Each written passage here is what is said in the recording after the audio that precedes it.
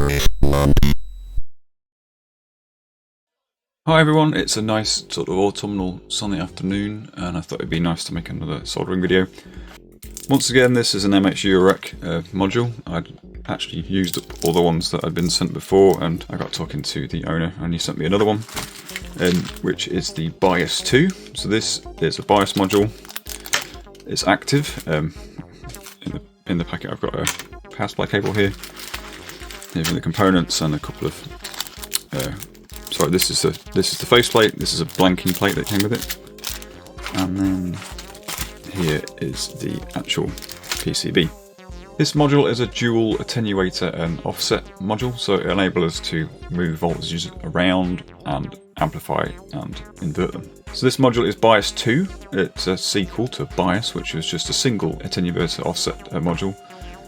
This apparently has some surface mounted components now on the board instead of everything being soldered by us, so that's something to be aware of. I'm going to have to be careful not to ruin the surface mounted components as we go. So let's have a look at the board. It's nicely taped in to keep it safe.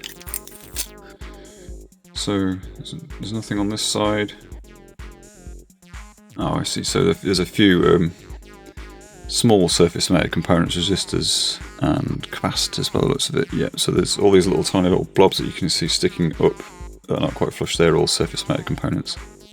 So as long as we keep our soldering iron away from those, we'll be fine.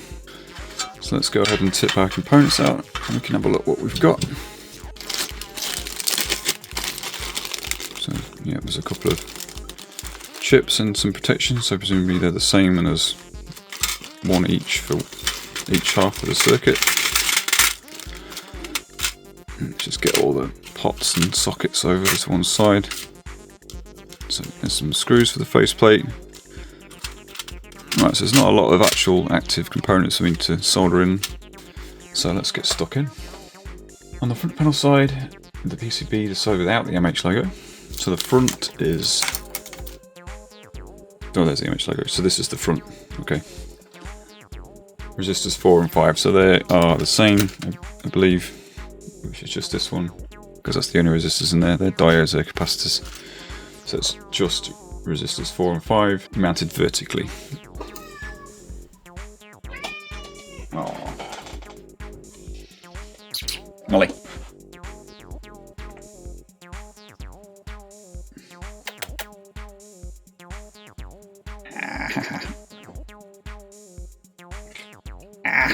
Ow.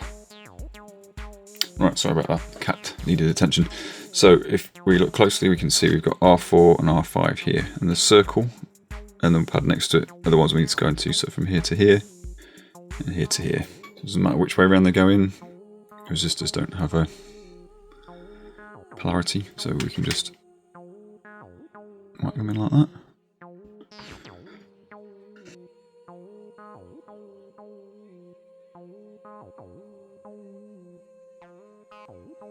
We need to put in the pins. These pin headers are used instead of chip sockets, but what it's useful to do is to put the legs of a chip socket into them to keep them in the right place. Like this. It stops them from falling over and it spaces them at the correct distance to take a chip. So yeah, sticking to the side of the board with the legs of the resistors on, they need to go here. So I'll just cut those legs off.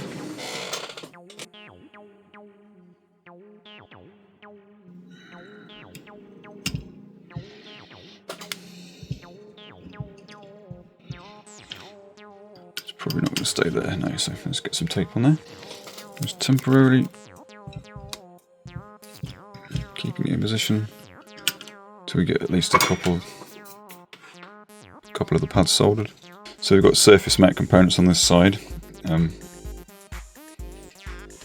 so we've got to be careful not to get solder on those. These things here to keep the iron quite vertical. And there's one quite close to that leg there. You can just see it there.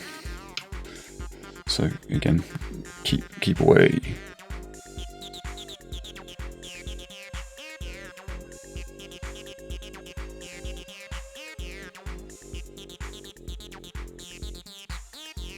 And then we just need to repeat that for the other end of the board. So we've got another set of pin headers on there. I'm just going to do the same thing, so that's this position where you can see the rectangle, just the outer pins of that. So this time you can see we've got surface metal components around the outside, nothing's quite as close as this one. So again, we just need to be careful.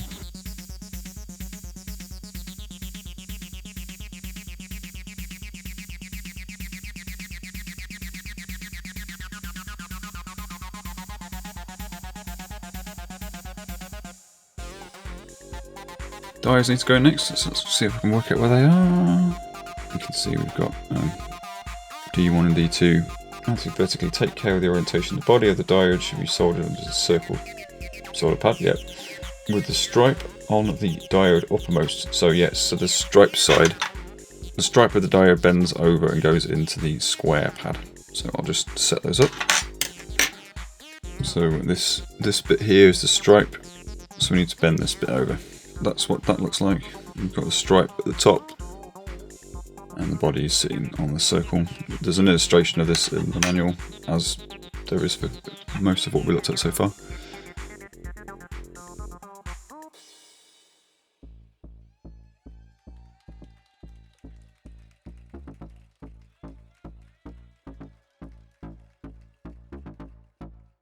So next up is the capacitors. As you can see, they go into these round things here. That's these big barrel electrolytic capacitors. Take care with the orientation. The long leg of the capacitor must go through the hole marked plus. So yes, those are the pluses there on the dark side of the pad. Those little two marks there. It's quite difficult to see even on my phone screen, but I just checked with the magnifying glass.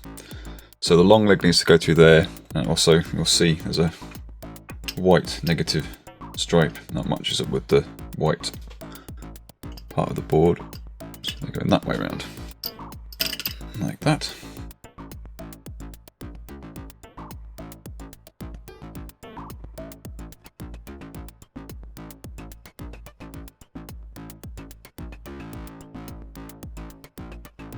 And chop those off as well. The 10-pin power connector. So because here you can see we've got a notch there. So we're going to put the notch of the socket the same way, that way around. So one of the things I found out this week is the film that I worked on. I finished it last year. The film soundtrack that I wrote is the film's now going to be on. Let me get this right. Amazon Prime. I believe on the 19th of September. It's called Bad Things. I'm really sort of looking forward to people seeing the film because it's such a really good film. You might think I'd say that anyway, but not all independent films end up being very good, but this one is. So I'm dead chuffed about that. I was really happy with my work as well.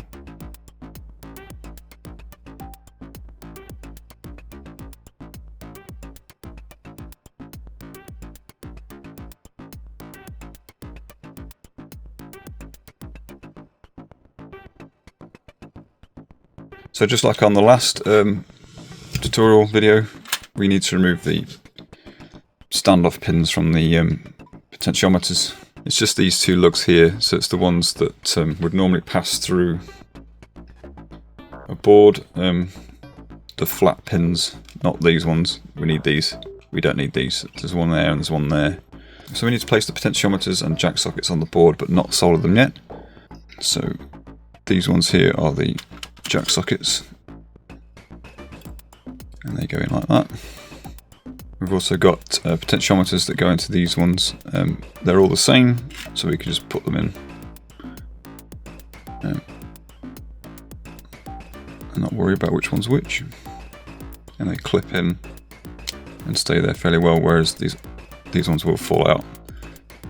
Let's get all the pots in first, actually, because it'd make it a bit easier for me.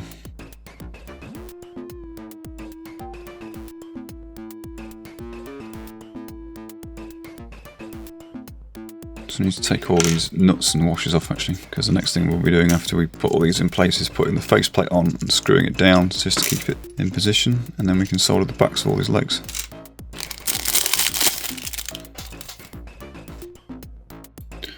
So there's only one way it can go on, it's that way. Make sure everything goes through, keeps it all lined up, then we can just put at least a couple of these in position. It stops it from falling to bits. The bent legs on the potentiometers will keep it in position while we do the rest of the job.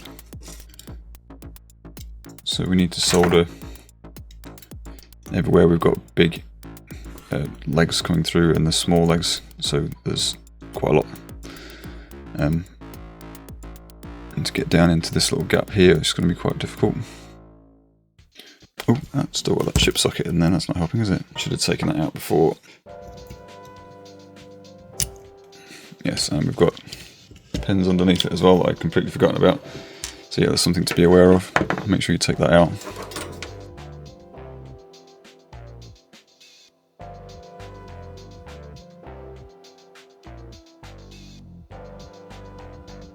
So I wasn't really able to get a good angle on that while I was filming, but so I've soldered those in there. It actually wasn't as difficult as I thought it was going to be.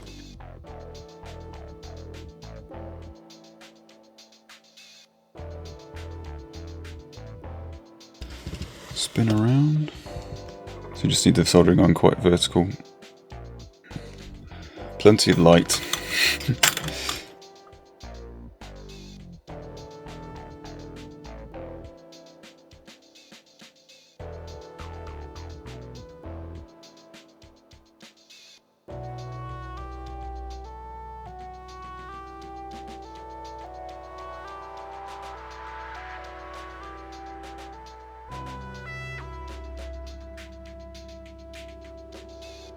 So yeah, then in there, and on the other side, I mean, they're not actually conducting anything. Those ones are just to hold it in place, but I think it'd be worth getting some solder on if we can.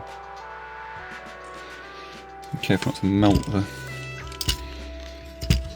capacitor. I've just slightly melted the power supply socket, but I think that's fine. As long as that plug still goes in, we're all good. Yeah, it's absolutely fine. Yeah, so I just done some cosmetic damage there, so maybe don't hire me to put your modules together. So we put the ICs in with the notches facing the notches on the board, so as before we can see we've got a notch there, and a notch there, and our chips also have little dimples in them, so they match up with these. Just make sure you haven't got one or more legs just sort of sticking out the side and over the edge and you've not noticed, because then it won't work. Or at least the chances are it won't work. There we go. So I need to finish putting all these nuts on.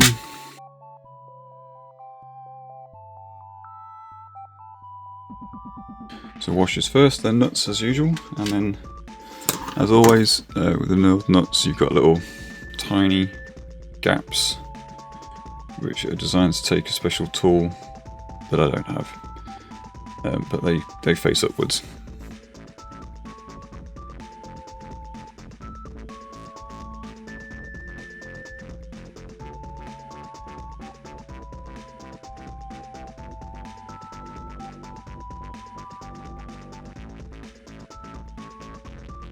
So we just need to put the knobs on the pots. So as ever, I'm just going to turn them all down, line them up, because they are knurled, so there's little grooves in this. Make sure it lines up with the pointer, and then check it at the top, see if we're right, and just repeat that for all these.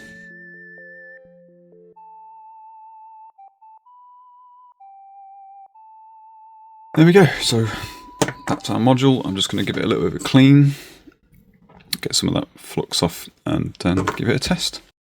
So when I looked through all the footage that I shot, it took me about 45 minutes to build this, so that's not too bad. That does include the time it took me to fuss the cat though, so bear that in mind.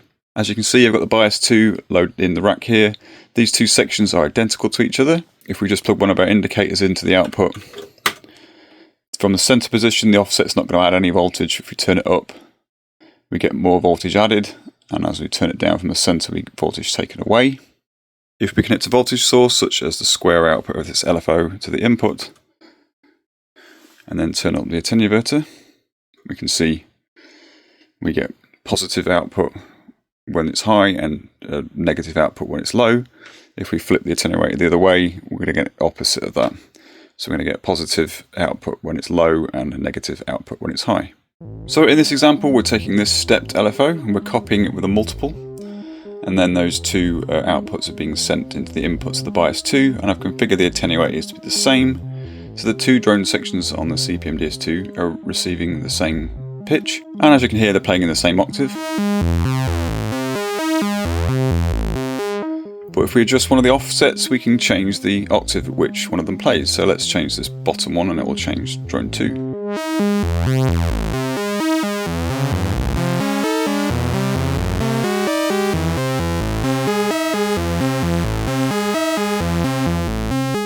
So this adds voltage, so it's just adding on to the signal that's being received, lifting the pitch of this up an octave. We've got a lot more range than that, we can go further than that if we want to.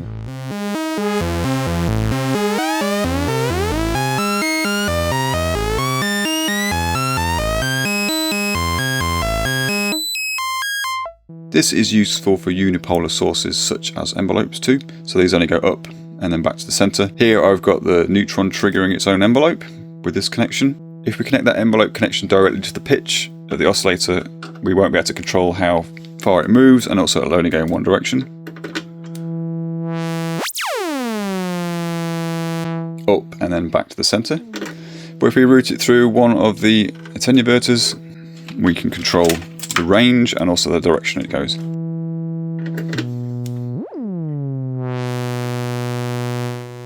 So we could just have it move a little bit. Or we can flip it so it goes downwards. And then using the offset we can adjust that resting pitch.